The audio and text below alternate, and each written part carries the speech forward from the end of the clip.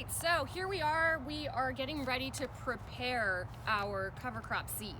So I got my seed over at Peaceful Valley, which is a farm supply store in Grass Valley. I really like them. They have some awesome varieties of cover crop. This year we're going to experiment with a new type of cover crop. We're actually planting an edible cover crop seed this year, which is going to mean that it's really, really heavy in the legumes that are involved. So that means we're going to have some small beaned favas. We're going to have some snow peas. We're going to have a couple of different varieties of beans as well that we are going to be selling to Drake's right there at the restaurant. So we're kind of getting this like triple bottom line here. We're suppressing weeds, we're providing nutrients for next season's crops, and we still get to keep some stuff on the menu from our field. So pretty exciting. I've never grown this variety before, and I'm looking forward to see what happens. So what we have here is we have our cover crop seed, which I mentioned is a mixture of different types of beans. And then we have the inoculant. So legumes are great cover crops because they actually have the ability to work with the mycorrhizal fungus in the soil, and they can fix nitrogen from the atmosphere, and then they have this relationship with the microbes to actually convert it into a solid form of nitrogen in the soil that will be available for plants to use. So it's a natural fertilizer.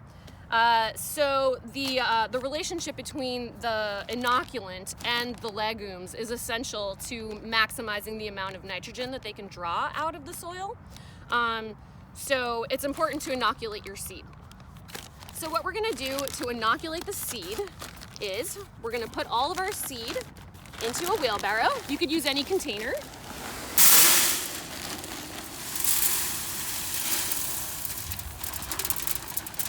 So that's one 20-pound bag.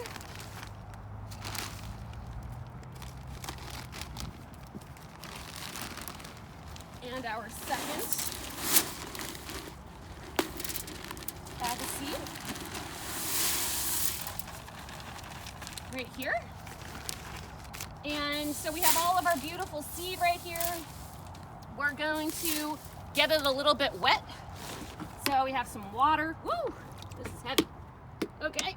Ugh. That's probably more than enough. I might actually need to get rid of some of that. Yeah, I'll have to get rid of some of that. But we're essentially going to get it all wet.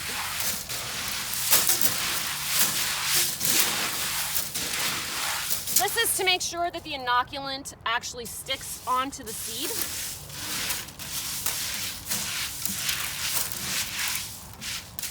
I wonder if I can dump a little bit of this water out without losing any seed.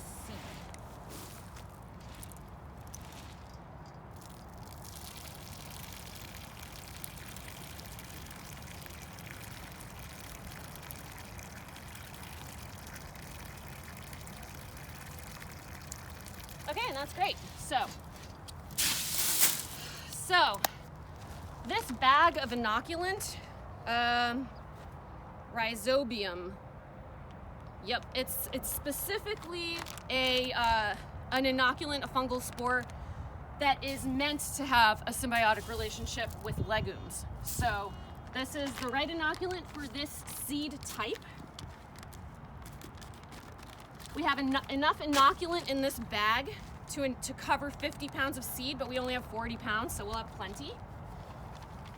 You can see it's this fine, fine dust.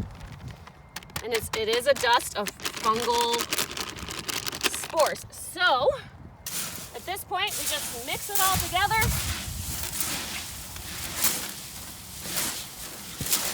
Look at that, it's great. It's kind of fun.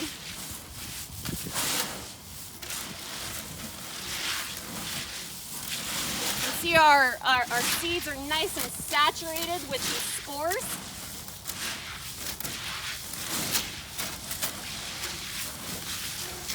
And this is exactly what we want. So essentially, we're gonna take this seed, and our next step will be to finish our rototilling in the field and load up the yang seeder, which my coworker Rick so graciously let me borrow, and I'll have a little bit of footage to show you on how to use the Yang seeder. Okay, thanks.